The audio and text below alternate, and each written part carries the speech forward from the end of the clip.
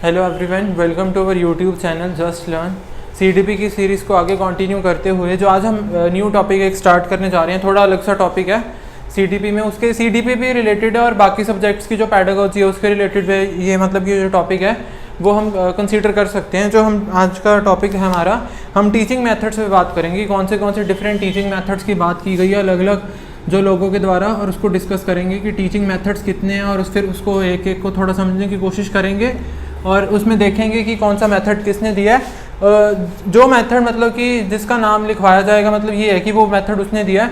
But कुछ methods ऐसे हैं कि मतलब कोई पर्टिकुलर एक बंदे ने नहीं दिया है वो मेथड, वो मतलब कि एक मतलब कि कंसीडर किया गया कि हाँ भाई वो एक मेथड माना जाता है, बट पर्टिकुलरली किसी एक द्वारा नहीं दिया गया, तो उसका नाम नहीं कोई होगा। जिसका नाम लिखवाया जाएगा मतलब ये है कि पर्टिकुलरली वो मेथड जो है वो उस इंसान ने दिया है। ठीक है, तो आज हम जो कुछ अराउंड 20 to 23 मेथड्स हैं जो हम बात करेंगे, जो टीचिंग मेथड्स दिए गए हैं।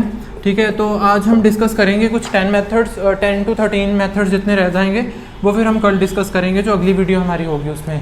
तो सबसे पहले तो टीचिंग मेथड्स, टीचिंग हम समझ आ रही है हमें कि हाँ भाई पढ़ाना, जो टीच करना उसे कहा जाता है टीचिंग। अब मेथड्स क्या चीज़ है?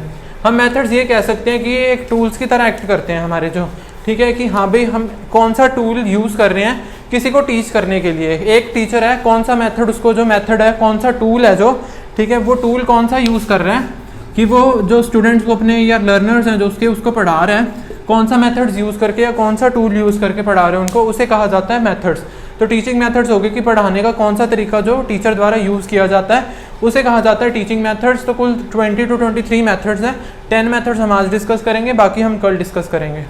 ठीक है, तो सबसे पहले जो हमारा सबसे पहला मेथड है,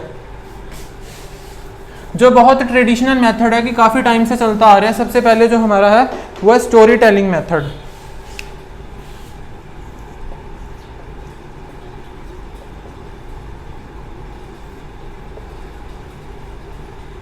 सबसे पहला मेथड जो स्टोरी टेलिंग मेथड, ये बहुत ही एक ट्रेडिशनल मेथड है जो काफ़ी पुराने टाइम से चलता आ रहा है कि हम जैसे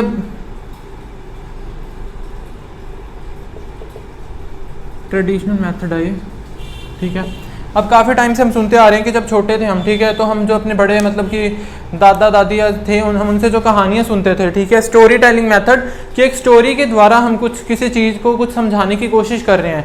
अगर कोई टीचर है, आप कोई पढ़ा रहा है, ठीक है, हमें, बट वो क्या, वो एक स्टोरी मतलब कि कुछ एक स्टोरी की फॉर्म में या कोई स्टोरी को यूज़ करके हमें पढ़ाने की कोशिश कर रहा है, वो अपना वैसा मेथड कोई अप्लाई कर रहा है, तो उसे हम कहेंगे स्टोरी टेलिंग मेथड। और ये एक ट्रेडिशनल मेथड होता है। इसमें अब क्या होता है, सबसे पहले तो हमारी कॉन्सेंट्रेशन है हमारा, वो बहुत इंप्रूव होता है, क्योंकि हम उस जो स्टोरी वो सुना रहा है हम उसे ध्यान से सुनने की कोशिश करते हैं, हमारी जो कॉन्सेंट्रेशन पावर है वो बढ़ती है उससे।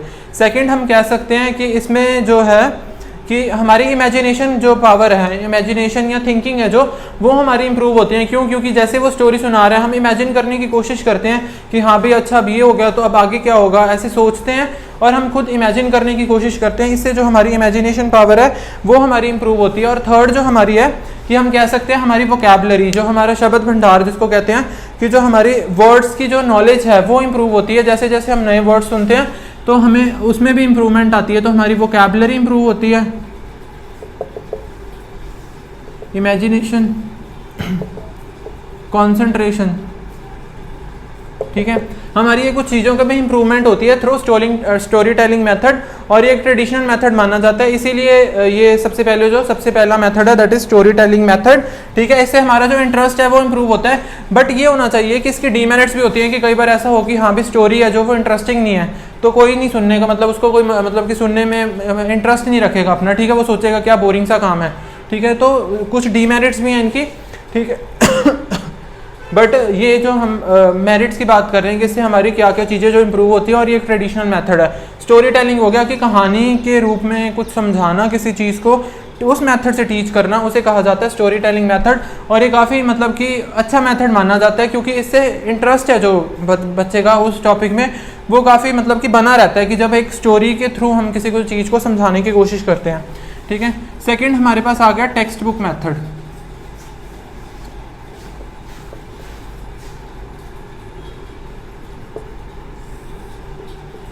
ठीक है, अब टेक्स्ट बुक से हम समझ सकते हैं टेक्स्ट बुक क्या चीज़ है, कि जो बुक्स है, ठीक है। जो हमारी टेक्स्ट बुक बनाई जाती है ना, वो चाइल्ड साइकोलॉजी के हिसाब को मतलब कि उसके मद्देनजर रखते हुए बनाई जाती हैं। जैसे अब एनसीईआरटी की बुक्स हैं, ठीक है, वो भी उसमें मतलब कि चाइल्ड साइकोलॉजी का पूरा ध्यान रखा जाता है कि किस लेवल पे चाइल्ड कैसे सीखेगा, इसीलिए उस हिसाब से उस जो बुक्स हैं, टेक्स्ट बुक्स हैं, उसमें पिक्चर्स वगैरह और जो वो सब चीज़ें हैं वो डाली जाती हैं और वो चाइल्ड साइकोलॉजी के हिसाब से बनाई जाती है। टेक्स्ट बुक हो गया कि जिसमें हमारे टेक्स्ट होते हैं या हमें कुछ मतलब हमारे चैप्टर्स वगैरह जो होते हैं जिस बुक में, उसे टेक्स्ट बुक कहा जाता है। टेक्स्ट बुक मेथड क्या आ गया कि अब टेक्स्ट बुक के थ्रू जब टीचर पढ़ा रहा है, ठीक है, टेक्स्ट बुक के थ्रू अगर टीचर पढ़ा रहा है उसे हम कहेंगे टेक्स्ट बुक मेथड कि हाँ भाई बुक खोली है, बुक से बोली जा रहा है टीचर।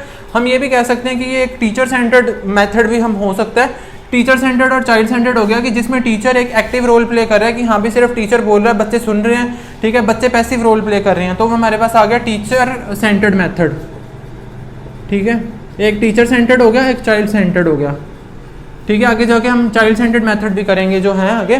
टीचर सेंटर्ड भी कह सकते हैं हम, बट ये भी है कि टीचर पे डिपेंड करता है, वो इसे चाइल्ड सेंटर्ड भी बना सकते हैं। वो ये कह सकते हैं कि हाँ भी बच्चों को कहेगा कि टेक्स्ट बुक से रीड करो, चाहे वो अलाउड रीड करने को बोले, चाहे वो साइलेंटली रीड करने को बोले, ठीक है। तो ये टेक्स्ट बुक मेथड हमारा आ गया, ठीक है। इसमें क्या होगा, इसमें इससे ये भी होता है कि जो बच्चा है ना ऑटोनॉमी की तरफ बढ़ता है, कि वो डिपेंडेंसी जो उसकी रीडिंग की है वो ख़त्म हो जाती है, वो खुद पढ़ने लग जाता है, वो खुद समझने की कोशिश करता है और वो खुद समझता भी है उस चीज़ को जब वो टेक्स्ट बुक से रीड करता है। तो ये हमारा सेकंड मेथड था, टेक्स्ट बुक मेथड। अगर मैंने इसके नाम नहीं बोले हैं तो ये मतलब कि पर्टिकुलरली किसी एक बंदे द्वारा नहीं दिए गए हैं, ये मतलब एक जर्नल से मेथड है, ठीक है। जैसे जैसे वो हम कुछ आगे और मेथड्स करेंगे तो हमारे नाम भी आएंगे, ठीक है। अब थर्ड जो हमारा मेथड है वो है हमारे पास लेक्चर मेथड। अब इसमें भी टीचिंग मेथड जो हमने टेक्स्ट बुक मेथड किया, इसमें भी कुछ डीमेरिट्स हो सकती हैं कि अगर हम ये कहें कि सिर्फ टीचर बोल रहा है और बच्चे सुन रहे हैं, मतलब बच्चों को बोलने का मौका नहीं दिया जा रहा है, तो वो टीचर सेंटर्ड हो गया कि टीचर सिर्फ बोलते जा रहा है, बच्चे सुनते जा रहे हैं, चाहे उनको समझ आ रही है चाहे नहीं आ रही है, ठीक है। तो ये डीमेरिट्स में भी आ सकते हैं इनका। थर्ड हमारे पास आ गया लेक्चर मेथड। जो लेक्चर मेथड है ना उसे वो भी एक बहुत ट्रेडिशनल मेथड है, काफ़ी टाइम से वो वही चलता आ रहा है कि हाँ भी लेक्चर कि टीचर आया बोला और चलो ठीक है काम खत्म, अपना लेक्चर दिया और ठीक है। तो इसको हम ये भी कह सकते हैं कि इस जो मेथड को चॉक एंड टॉक मेथड भी कहा जाता है। चॉक एंड टॉक मेथड क्यों? क्योंकि इसमें टीचर चॉक से मतलब लिख रहा है, अब तो चलो व्हाइट बोर्ड आए हैं, ठीक है। पहले नहीं तो चॉक एंड टॉक मेथड था। टॉक मतलब कि टीचर बोल रहा है, चॉक यूज़ कर रहा है, तो चॉक एंड टॉक मेथड हो गया जो ये लेक्चर मेथड है, ठीक है। इसमें ये हो गया कि हाँ भी ये भी हम कह सकते हैं कि ये टीचर सेंटर्ड है, कि सिर्फ टीचर अपना जो लेक्चर देगा बोलेगा। उसमें कुछ अब ये भी है कि हमें कुछ चीज़ों का ध्यान रखना चाहिए कि जो हमारा लेक्चर है वो बिल्कुल भी अनसिस्टमैटिक नहीं है, एक सिस्टमैटिक पैटर्न में चलना चाहिए। हमें जो भी लेक्चर देना है हमें उसे एक दिन पहले उस चीज़ को प्रिपेयर करना चाहिए, ठीक है। तो एक सिस्टमैटिक होना चाहिए, सिस्टमैटिक होना चाहिए, एक लॉजिकल होना चाहिए, कोई इलॉजिकल बातें नहीं करनी है, मतलब कि जो लेक्चर मेथड है, ठीक है, लॉजिकली मतलब कि कुछ होना चाहिए उसमें। थर्ड हो गया हमारे पास एक्सप्रेसिव होना चाहिए, कि वो जो स्टूडेंट है उसको मतलब एक इम्प्रेसिव हम कह सकते हैं। एक्सप्रेसिव तो क्या, इम्प्रेसिव जो है कि स्टूडेंट को उस चीज़ से मतलब को इम्प्रेस हो गया, उसको अच्छा लगे, उसको पढ़ने की मतलब सुनने की कोशिश करे कि हाँ भी कुछ समझ आ रही है बात, या उसको लग रहा है कि हाँ भी कुछ सुनने लायक है। तो एक इम्प्रेसिव सा लेक्चर होना चाहिए, ठीक है। तो ये हमारे पास आ गया लेक्चर मेथड। ये भी हम ये कह सकते हैं कि इसमें भी यही है कि टीचर बोलता जा रहा है, पता नहीं बच्चे को समझ आ रहा है या नहीं आ रहा, कि इसमें ये भी ध्यान नहीं रखा जाता कि कौन सा बच्चे का जो लेवल है, मेंटल लेवल है, वो कैसा है, ठीक है। तो ये भी इसमें ध्यान नहीं रखा जाता। तो ये आ गया हमारे पास लेक्चर मेथड, ठीक है।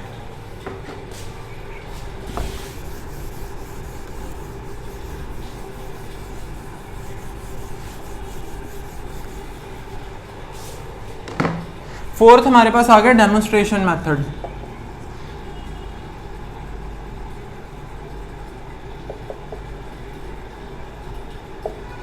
ये डेमोन्स्ट्रेशन मेथड है ना, जो ये साइंस के मतलब कि हम मान लें कि साइंस का सब्जेक्ट है जो, उसमें काफ़ी सारा मतलब इसका जो यूज़ किया जाता है। डेमोन्स्ट्रेशन हो गया कि हम किसी चीज़ को डेमोन्स्ट्रेट करके या हम उसको कोई मतलब प्रोजेक्ट दिखा के, प्रोजेक्ट मेथड अलग हो जाएगा, वो भी आएगा आगे। मतलब ये है कि कोई मॉडल दिखा रहे हैं हम किसी, ठीक है। मान लो कि मैंने सोलर सिस्टम का ही मॉडल दिखाना है, ठीक है। अब इस चीज़ को पढ़ाने के लिए मैं बच्चों को सोलर सिस्टम पे तो लेके नहीं जा सकता ना, कि हाँ भी प्लैनेट्स पे लेके जाऊँ कि सोलर सिस्टम समझाना है। मैं कुछ डेमोन्स्ट्रेशन के थ्रू, कुछ मॉडल्स के थ्रू, जैसे थर्माकोल के मॉडल वगैरह या कोई पीपीटी के थ्रू, जैसे डेमोन्स्ट्रेशन एक डेमोन्स्ट्रेट करके बता पाऊँ कि हाँ भी जो ये सारा सोलर सिस्टम है ऐसे मूव करता है, चाहे उसको मतलब कि हम ये कह सकते हैं वर्किंग मॉडल्स जो बना के, ठीक है, तो वो कर सकते हैं। जैसे वाटर साइकिल के बारे में बताना है मैंने, ठीक है, तो अब वो चीज़ को मैं एक वर्किंग मॉडल के थ्रू मतलब कि समझाने की कोशिश कर सकता हूँ कि बच्चों को ईजिली समझ आ सके, क्योंकि थ्योरेटिकल नॉलेज माना कि उससे भी समझ आता है बच्चों को, बट डेमोन्स्ट्रेट करके जब हम उनको लाइव करके वो चीज़ दिखाएंगे तो बेटर समझ पाएंगे। ठीक है, तो एक हमारे पास आ गया डेमोन्स्ट्रेशन मैथड। उसके बाद आ गया हमारे पास फिफ्थ है जो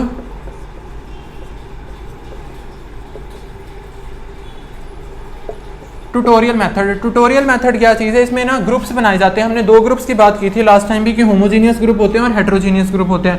होमोजीनियस ग्रुप हो गया कि सभी सेम लेवल के स्टूडेंट्स हैं, और हेट्रोजीनियस हो गया कि अलग अलग है। ठीक है, तो इसमें जो ट्यूटोरियल मेथड है ना, इसमें होमोजीनियस ग्रुप्स में डिवाइड किया जाता है बच्चों को। होमोजीनियस ग्रुप्स में डिवाइड करके बच्चों को क्या किया जाता है, उनको एक ट्यूटोरियल जो मतलब कि हम ये कह सकते हैं सिंपल एक लेक्चर या हम कह सकते हैं कि लेसन समझाया जाता है टीचर द्वारा, ट्यूटर द्वारा, बट वो ग्रुप है, जो ग्रुप है स्टूडेंट्स का, वो होमोजीनियस ग्रुप होता है। ठीक है, इसमें इतना ही याद रखने वाला है कि ट्यूटोरियल है जो, ठीक है, इसमें ग्रुप्स में डिवाइड करके होमोजीनियस ग्रुप्स में डिवाइड। क्वेश्चन ये आया था लास्ट टाइम भी कि जो ट्यूटोरियल मेथड है उसमें कौन से ग्रुप्स बनाए जाते हैं, homogeneous, heterogeneous, both homogeneous and heterogeneous, या नन ऑफ द अबव। तो होमोजीनियस ग्रुप्स हैं जो बनाए जाते हैं ट्यूटोरियल मेथड में, ये बात याद रखने वाली है। ठीक है, इसके बाद अब 6th हमारा आ गया question answer method.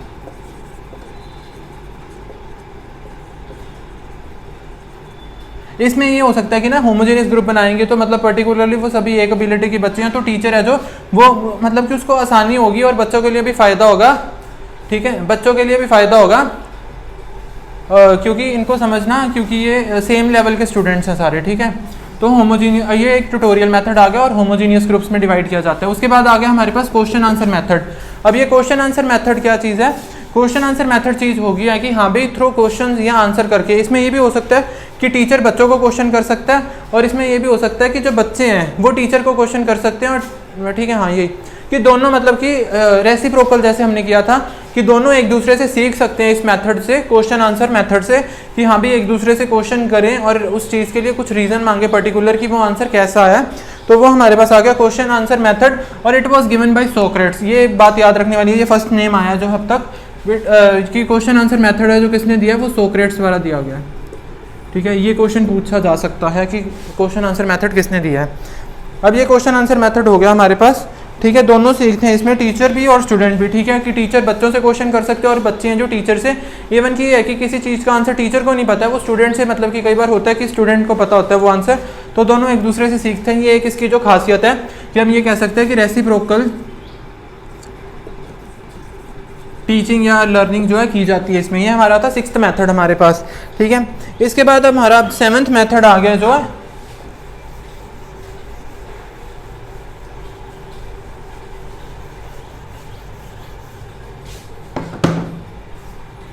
Seventh method है जो हमारा डिस्कशन मेथड।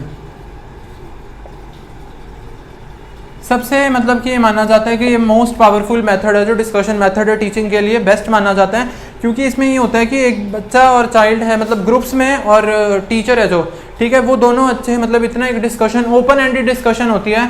ये हम कह सकते हैं कि ओपन एंडेड क्वेश्चंस पूछे जाते हैं कि हाँ भाई, जिसके अलग अलग मतलब कि हम कह सकते हैं कि सोच पे निर्धारित है, थिंकिंग पे मतलब डिपेंड करता है हमारा ये जो मेथड है कि हाँ भाई अगर क्लास में 10 स्टूडेंट हैं, एक टीचर है, तो जो 11 माइंड्स हैं हमारे, ठीक है, 11 की अलग अलग थिंकिंग है सबकी, तो 11 आंसर्स निकल सकते हैं एक ही क्वेश्चन के। तो ठीक है, ये काफ़ी हम ये कह सकते हैं कि पावरफुल, और ये इसका मतलब कि काफ़ी इसको मतलब कि बेहतर जो है एक मेथड माना गया, डिस्कशन मेथड है, जो इसमें ओपन एंडेड क्वेश्चन होती हैं। और क्या हो सकता है इसमें लीडरशिप क्वालिटीज़ बनती हैं। ठीक है, इसमें कोऑपरेशन, इसमें ये कह सकते हैं टॉलरेंस की पावर बढ़ती है इसमें। क्यों? क्योंकि हम दूसरों को सुनने की कोशिश करते हैं, हम ये भी सोचते हैं कि हाँ भी दूसरों का जो रीज़न करने का तरीका है वो भी कुछ हद तक सही हो सकता है, तो इसमें एक टॉलरेंस की पावर जो है वो बढ़ती है।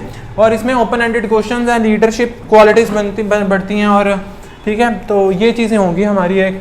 ठीक है, ये हमारे पास आ गया डिस्कशन मेथड। इसके बाद है ह्यूरिस्टिक मेथड, 8th हमारे पास आ गया।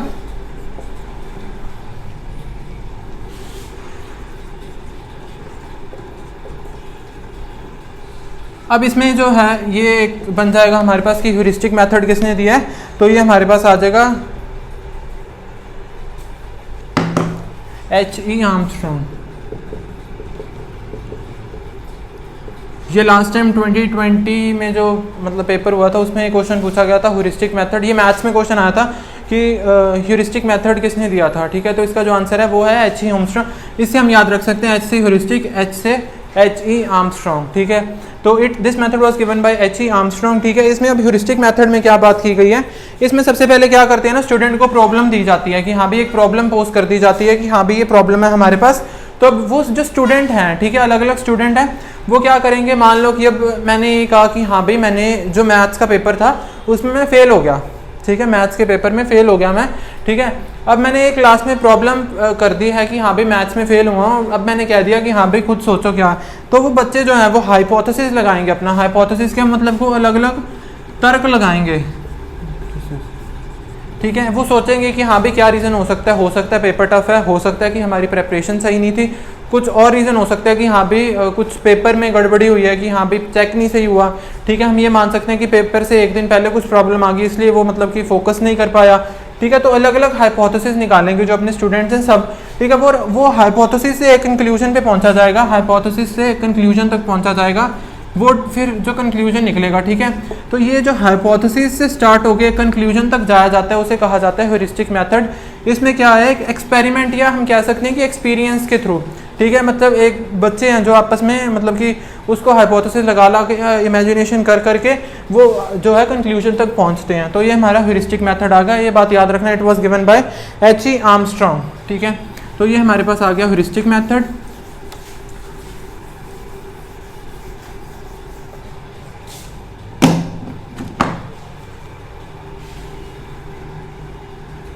उसके बाद जो हमारा 9th मेथड है that is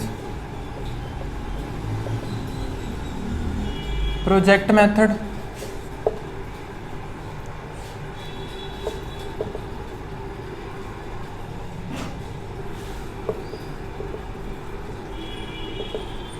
it was given by W.H. Kilpatrick. ये बात ना याद रखने वाली है सबसे पहले तो, प्रोजेक्ट मेथड में और कुछ नहीं है, बस ये नाम याद रखने वाला है कि it was given by W.H. Kilpatrick. Project method basically क्या हो गया कि ग्रुप्स में डिवाइड करो बच्चों को, 5-5 का ग्रुप बना लो या 10-10 का ग्रुप बना लो या 2-2 का ग्रुप बना के उनको प्रोजेक्ट्स दिए जाएं, ठीक है। प्रोजेक्ट्स दिए जाएं कि हाँ भाई इस चीज़ पे वर्क करो, इस चीज़ पे वर्क करो।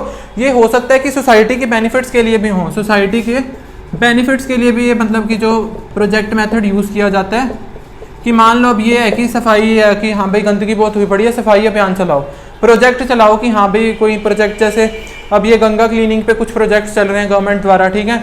तो क्या है प्रोजेक्ट मेथड में कि हाँ भाई ग्रुप्स में डिवाइड करो, कमेटीज बनाओ और सोसाइटी के बेनिफिट्स के लिए भी कुछ करने की कोशिश करो कि हाँ भाई, और उससे बच्चों का भी जो है मतलब कि डेवलपमेंट हो। टीचिंग में भी इसको ऐसे यूज़ किया जाता है कि बच्चे जो है प्रोजेक्ट तैयार करें, उनकी नॉलेज है जो, उनकी थिंकिंग है, उनकी रीजनिंग करने की कैपेबिलिटी है जो उनकी, वो इम्प्रूव हो, ठीक है। तो ये हमारे पास आ गया प्रोजेक्ट मेथड जो W.H.